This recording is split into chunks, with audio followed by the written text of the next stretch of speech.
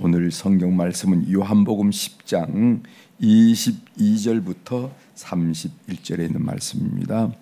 요한복음 10장 22절부터 31절 말씀.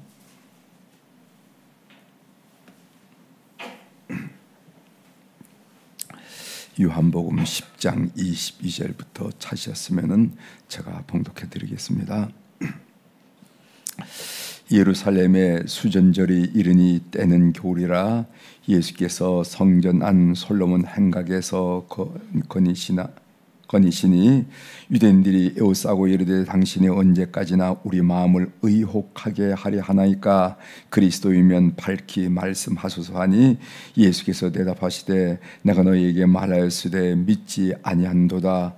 내가 내 아버지의 이름으로 행하는 일들이 나를 증거하는 것이거늘 너희가 내 양이 아니므로 믿지 아니한도다. 내 양은 내 음성을 들으며 나는 그들을 알며 그들은 나를 따르느니라. 내가 그들에게 영생을 주노니 영원히 멸망하지 아니할 것이요 또 그들을 내 손에서 빼앗을 자가 없으리라. 그들을 주신 내 아버지는 만물보다 크심에 아무도 아버지 손에서 빼앗을 수 없느니라. 나와 아버지는 하나이시니라 하신대 유대인들이 다시 돌을 들어 치려 하거늘. 아멘. 31절까지 읽었습니다.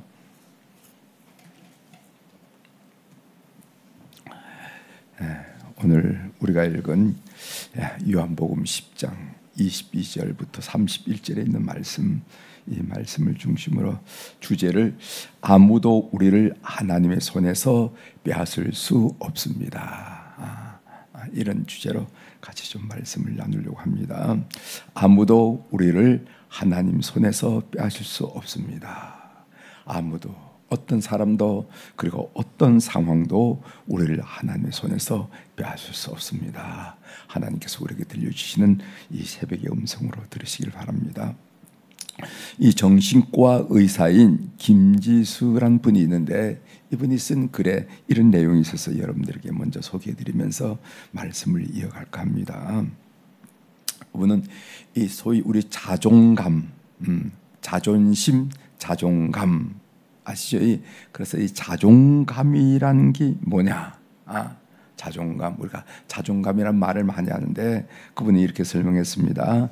자존감이란 뭐냐 하면은 나는 쓸만하고 나는 좋은 사람이라는 자기 느낌, 이게 자존감이라는 겁니다. 그래서 자기 효용, 나는 쓸만해, 난 쓸만하지 하는 자기 효용과 자기 가치, 나의 가치에 대한 자기 판단, 그게 자존감이란 겁니다. 누가 얘기하지 않아요. 근데 자기 스스로 자기 효용감, 나는 쓸만해, 내가 나이가 이래도 쓸만하지, 난 쓸만해 라는 자기 효용감과 난 가치 있어 라고 자기 가치에 대한 자기 판단, 이게 자존감이라 이렇게 설명했습니다. 자기 효용감과 자기 가치감, 이걸 말하는 거예요. 그런데 이 자존감이 높은 사람의 특징이 있다는 겁니다. 그 자존감이 높은 사람의 특징은 이분이 네 가지를 지켰는데, 하나는 지성. 지성은 뭐 공부를 많이 했다는 게 아니라 지성이라는 것은 합리적인 분별력을 말합니다. 저분은 분별력이 있어, 이런 사람 있잖아요. 그래서 그걸 보고 우리가 지성이라고 그런 겁니다. 여러 가지 읽고 생각하는 것을 통해서 분별력이 있는 것을 말하는데 이것을 지성을 가지고, 두 번째는 도덕성. 남이 보기에도 괜찮고 자기 스스로도 나는 괜찮다, 정직하게 느껴진다는 겁니다. 우리 성도들이 중요하죠. 매일 우리 하나님 앞에서 우리의 삶을 뒤돌아보면서 회개하는 거, 이런 정직성, 깨끗함, 이것은 참 자존감의 중요한 요소입니다. 도덕성. 아무리 이래도 스스로 보기도 그렇고 남들 보기도 그렇고 비난받는 대상이 되면요, 그 사람이 자존감을 얻기가 어렵다는 겁니다. 세 번째로는 자기의 긍정정서를 얘기했어요. 그러니까 좋은 기억을 많이 쌓아요. 그래서 내 스스로도 상대방을 할 때 한마디 해도 긍정적인 이야기를 하고 격려하는 이야기를 하고 세우는 이야기를 한다 이 말이죠. 긍정정서. 네 번째로는 자기 조절력. 그래서 인내하고 몰입으로 작은 성취를 이뤄낸 사람들이, 이런 사람이 자존감이 높다는 거예요. 자기 성취. 이 네 가지 요소, 지성, 도덕성, 긍정성, 그리고 자기 조절력, 이런 사람들이 자존감이 높다는 겁니다. 그러면서 이분이 이런 이야기를 합니다. 빈민가에서 학대를 받아도 잘된 친구들이 있어요. 연구 결과를 보면은 공통점이 있는데, 어떤 공통점이 있냐면은 그 아이 입장을 무조건 이해해주고 사랑해주는 어른이 적어도 그 아이 일생 중에 한 명은 있었더라는 거예요. 한 명. 그 사람이 이모가 되든 할머니가 되든 선생님이 되든 옆집 아줌마가 되든, 그 사람 한 사람이 있다는 겁니다. 그래서 자신을 믿어주고 대가 없는 선의를 베풀어준 누군가가 소위 자존의 등불이 된 그런 경우가 있다는 겁니다. 그래서 그런 사람들이 빈민가, 아니 저 사람은 어떻게 저런 데서 저런 사람이 나왔을까? 라고 여기지는 건 뭐냐면은, 그런 어려운 환경이지만은 자기를 인정해주는 사람, 이유 없이 받아주고 무조건 이해해주고 자기 아이의 입장을 받아주고 사랑해주는 어른이 그 주변에 한 사람은 적어도 있다는 거죠. 그런데 반면 인생이 무난한 평탄해도 자존감이 현저히 낮은 사람을 이 의사가 경험하게 된다는, 만나게 된다는 겁니다. 직업도 좋고 남편과의 관계도 나쁘지 않은데 자존감이 낮은 환자가 있어요. 알고 보니까 삶의 컨트롤 타워가 내가 아니라 부모였다는 겁니다. 그러니까 내가 결정해서 가치를 찾아가는 것이 아니라 부모가 알아서 과외를 시켜주고, 너 그게 부족하잖아, 너 그거 해야 돼. 그리고 대학에 결혼까지 다 부모가 결정해줘요. 너 그 사람 꼭 놓치면 안 된다 결정해주고. 그런 사람이 자존감이 낮아져요. 자기 콘텐츠가 없어서 인생의 의미를 못 느낀다는 겁니다. 자기 삶의 내용이 있어야 될 거 아닙니까? 살아온 내용이 있는데 돌아보니까 이게 뭐 내가 누구, 이게 내 인생인가? 아니면 다른 뭐 우리 아버지 인생인가? 우리 어머니 인생인가? 나는 뭐야? 라는 그런 회의감이 확 들어오면서 자존감이 극도로 낮아지는 그런 경우가 있더라 하는 그런 이야기를 하는데, 제가 여러분들에게 소개해드린 이건 뭐냐면은, 우리가 한 사람이 건강해, 그 사람의 환경과 관계없이 건강하게 살려고 그런다면은 누군가가 있는 그대로를 받아주고 이해해주고 사랑해주는 인간 존재가 있어야 된다. 그런데 우리 그리스도인들은 행복의 절대 조건인 자존감을 얻는 데 있어서 하나님을 만났다는 겁니다. 하나님, 사람 정도가 아니라 존재의 근거가 되시고 우리 존재의 원천 되신 하나님으로부터 우리 존재를 인정받고 사는 존재가 그리스도인이죠. 제가 무슨 말씀 드리려고 하는 거 아시죠? 그렇다는 겁니다. 하나님께서 나를 소중한 존재라고 여긴다는 이 믿음을 갖게 되는 것이 우리 인생을 사는데, 그리고 그 행복의 요소에 얼마나 중요한가 하는 것을 여러분들에게 말씀드리는 겁니다. 우리가 행복하려면 자존감이 있어야 되잖아요. 자존감이 없으면 그게 살겠습니까? 어디 가는지, 난 쓸데가 없어, 난 가치가 없어, 이런 느낌을, 아무리 좋은 옷을 입었다 하더라도 그런 느낌을 가지고 산다 그러면 그게 무슨 행복이 되겠습니까? 행복하려면 자존감이 있어야 되는데, 그 자존감 중에 최고의 자존감을 부여하는 하나님이 나를 받아주시고, 하나님이 나를 사랑하시고, 하나님이 나를 이해해주시고, 하나님이 나를 축복하시고, 하나님이 나를 보장한다, 이 사실이 얼마나 중요한지 모른다는 겁니다. 그래서 저는 연세가 높은 어른들도 신앙생활을 잘해야지만은 전 이 청소년기의 신앙생활을 참 잘하는 게 중요하다. 그래서 청소년기에 하나님을, 예수 그리스도를 인격적으로 만나는 게 너무너무 중요하다는 것은 저희 삶을 통해서 경험해요. 저희 삶을. 제가 여러분들에게 늘 말씀드리죠. 하나님을 만나고 나니 성령께서 저희 마음속에 임하고 나니까 그 강릉에서 서쪽으로 쳐다보면 백두대간이 쫙 있는데, 백두대간이 높아 보이지 않고 조금 나가면 동해바다를 볼 수가 있는데, 그 드넓은 동해바다가 넓어 보이지 않고 다 소나기에 칠 것 같은 마음이 생기더라는 거예요. 그런 거. 그건 누가 저희 마음속에 심어준 게 아니에요. 그게 아니라 뭐 또 스스로가 자기 암시가 한 것도 아니고, 그런데 나도 모르고 남도 모르는 사람에 가슴이 부풀어지고 가슴이 채워지는 느낌을 제가 신앙생활을 하면서 특별히 중고등학교를 다니면서 경험했다는 거죠. 그래서 아이들에게 말씀을 가르치는 게 중요하고 예수 그리스도를 만나는 게 너무너무 중요합니다. 이렇게 자존감을 딱 갖춰놓으면은 그 사람은 어디에 던져놔도 다 살아갈 수가 있어요. 행복하게 웃으면서 여유 있게 이런 일을 여러분들이 꼭 하셔야 되는데, 오늘 우리가 가르치는 말씀 중에 연결이 되기 때문에 이 얘기를 드렸습니다. 오늘 본문은 유대인들이 나와 아버지는 하나이니라 하는 이 예수님의 말씀을 듣고 예수님을 돌려치려는 그런 내용이 이제 나오는데, 그 내용 본문을 좀 구체적으로 좀 살펴보도록 하겠습니다. 22절 읽어보겠습니다. 22절, 예루살렘에 수전절이 이르니 때는 겨울이라 하는 말씀이죠. 이 수전절, 이 수전절이란 이 절기는 요한복음에만 나타나고 등장하고 구약 성경에 나타나지 않은 절기가 수전절이에요. 여러분, 유대인들이 3대 절기를 지켰잖아요, 그죠?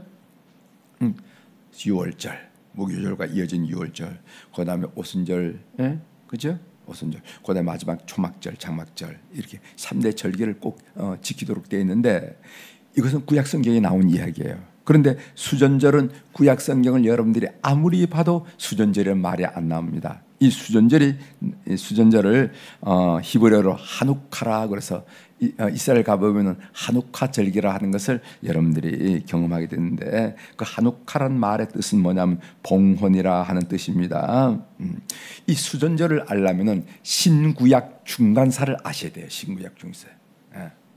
신구약 중간사랑은, 구약은 언제 끝나냐면 말라기로 끝나잖아요, 그죠? 그 말라기서부터 주전 400년서부터 신약은 언제부터 시작합니까? 고린도전후서, 뭐 복음서 이런 것이 AD 70년 후반 60년 후반에 나오잖아요. 근데 그 사이, 구약과 신약 그 사이를 신구약 중간사라고 말합니다. 중간사. 학교에서는 배워요. 이 신구약 중간사를 그 당시에 누가 다스렸나 하면은 그 팔레스타인 이스라엘을 그리스 제국이 다스렸고, 또 그리스 제국을 이어서 누가 다스렸냐면은 로마 제국이 다스렸어요. 예수님이 탄생하실 땐 로마 제국 시절에, 소위 분봉왕 시절의 이야기입니다. 그래서 빌라도는 누굽니까? 로마 총독. 헤롯 왕은 누굽니까? 로마가 지배했는데 그 지역을 담당한 왕들, 분봉왕 또는 헤롯 대왕, 뭐 이렇게 얘기하는 거잖아요. 그래서 신구약 중간사에 지중해를 다스렸던 제국이 누구냐면 그리스 제국이고 로마 제국인데, 오늘 이 수전절은 그리스 제국에 일어났던 일입니다.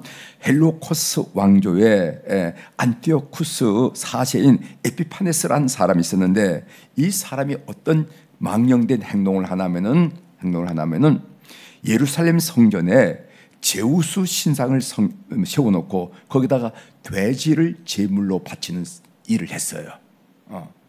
이 사람은 하나님을 믿는 사람이 아니니까, 제우스 신을 믿는 그리스 왕조 중에 하나니까, 그리스 왕조니까 그리스가 제우스 신이죠, 그죠? 제우스 신, 그 제우스 신상을 예루살렘 성전에다 떡하니 만들어 놓고 그 제우스 신상에다가 돼지를 제물로 바쳤어요.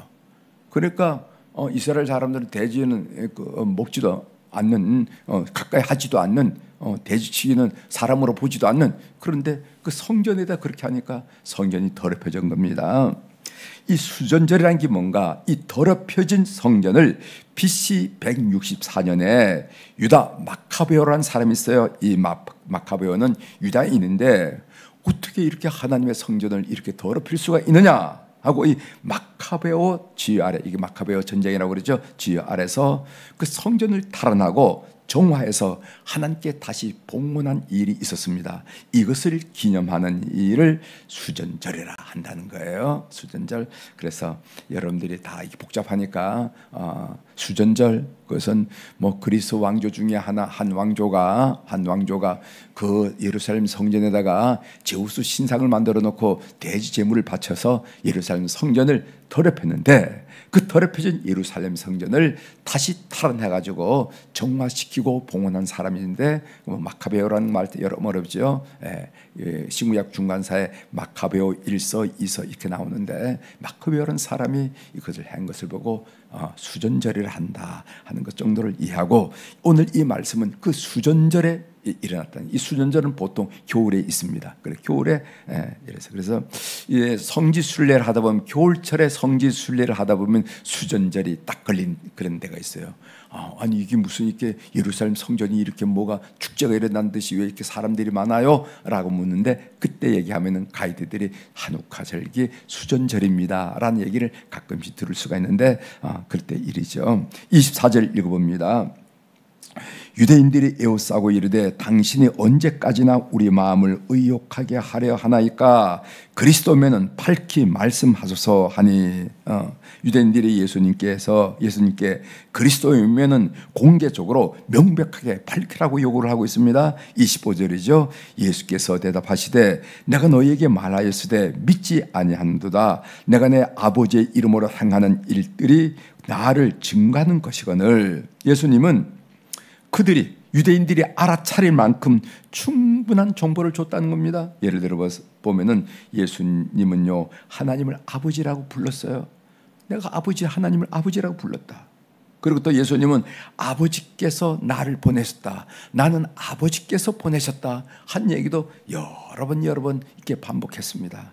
내가 이런 일을 하는 것은 아버지께서 일하기 때문에 하는 일이다 하면서 하나님과 항상 연결지어서 내가 너희들에게 이야기했는데 무슨 말이냐? 문제는 그들이 정보가 없어서가 아니라 믿지 않은 데 있다 이런 얘기를 합니다.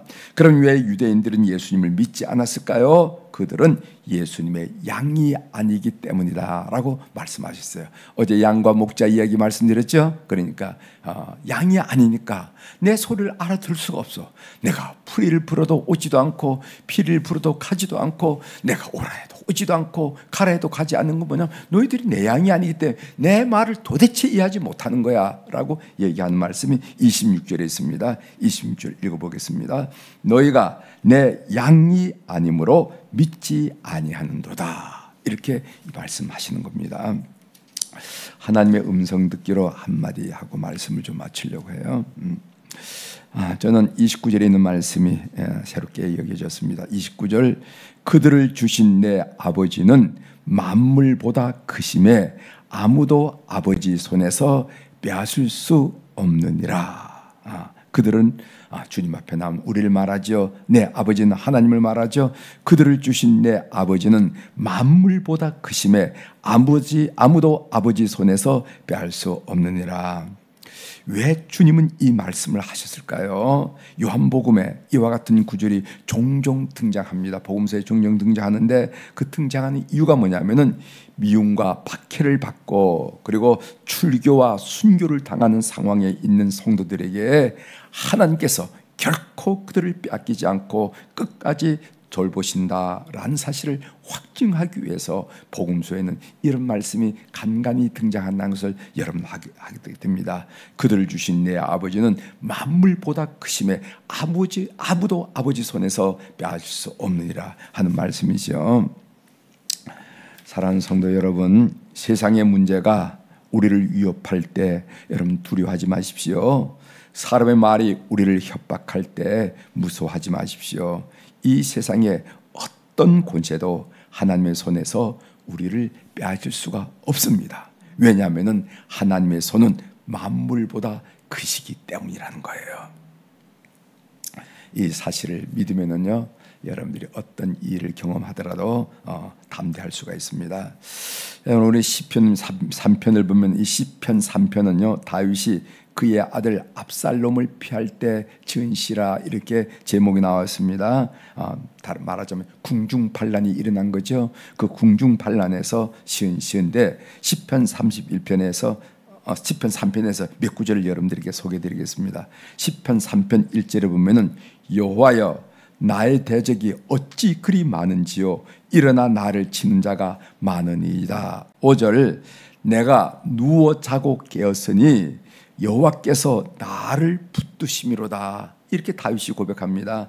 지금 상황이 그럴 상황이 아니에요. 다른 사람도 아니고 그 아들 중에 한 사람 압살롬이 자기를 향해서 창을 겨누고 칼을 겨누고 있거든요. 그런데 거기서 뭐 내가 누워 자고 어떻게 말하겠습니까? 그런데 이 사람은 편안하게 눕고 편안하게 일어났다는 겁니다. 그런 감정적인 안정감, 담대함 얘기죠. 6절, 천만인이 나를 에워싸 진친다 하여도 나는 두려워하지 아니하리로다 하리이다. 한두 사람이 아니라 천만인이 나를 에워싸고 또 에워싸고 나를 향해서 창을 겨누고 나를 향해서 칼로 내리친다 하더라도 난 두렵지가 않아요. 왜 그런가? 8절에 보면은 구원은 여호와께 있사오니 주의 복을 주의 백성에게 내렸어. 구원이 누구에게 있다고요? 구원이 남편에게 있다고요? 구원이 아들에게 있다고요? 아니, 구원이 여호와께 있사오니. 이 다윗이 이 믿음 때문에 어려운 상황을 극복하면서 하나님 마음에 합한 자가 됐다. 뭐 다윗이 하나님 마음에 합한 이유가 뭐겠습니까? 여러분들도 하나님 마음에 합한 자가 되시길 바랍니다. 그 마음에 합한 이유가 뭐냐면 하나님을 전폭적으로 신뢰하는 거예요. 마치 우리 아이들이 우리를 신뢰하듯이 그 이상으로 하나님을 전폭적으로 신뢰하는 것에 대해서 하나님이 마음에 합했다 이렇게 말씀하셨는데, 구원은 여호와께 있사오니 나를 여호산 천천만만이 나를 해하지 못한다 이거죠. 구원은 하나님께 있사오니. 이런 믿음으로 오늘 또 승리하는 여러분이 되기를 바랍니다. 기도하시겠습니다.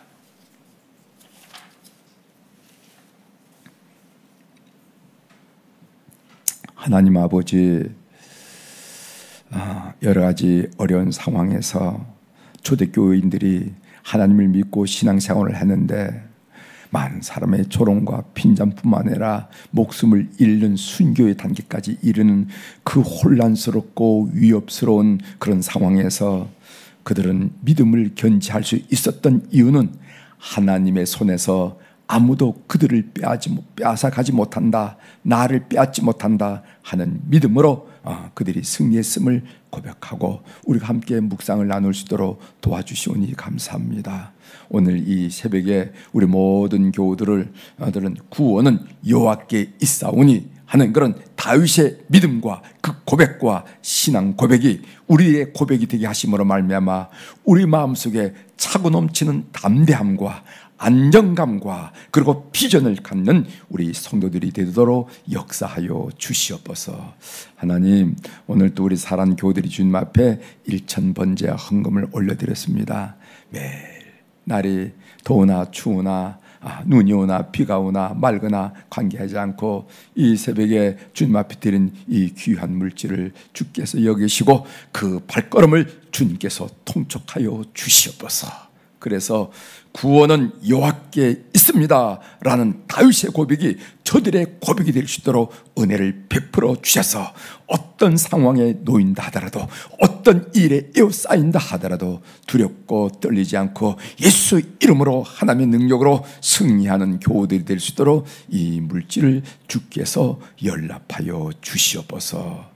하나님 아버지, 올해도 1월이 다 지나고 또 2월을 시작했습니다. 하나님 아버지, 2월달도 우리 모든 교우들이 승리하도록 도와주옵소서. 예수 안에서 예수님의 도움으로 예수님의 능력으로 승리를 고백하는 한 달이 될 수 있도록 교우들을 축복하여 주옵소서. 오늘 또 하늘의 주권과 땅의 주권을 가지신 우리 주님 그 권세 있는 이름으로 이 새벽에 선포합니다. 내 영혼이 잘된 같이 내가 범사에 잘되고 강건한 축복을 오늘 또 주의 은혜 아래 누리는 교우들이 다 될 수 있도록 저들의 발걸음을 지도하여 주시옵소서. 감사드리며 예수님의 이름으로 기도 올리옵나이다. 아멘.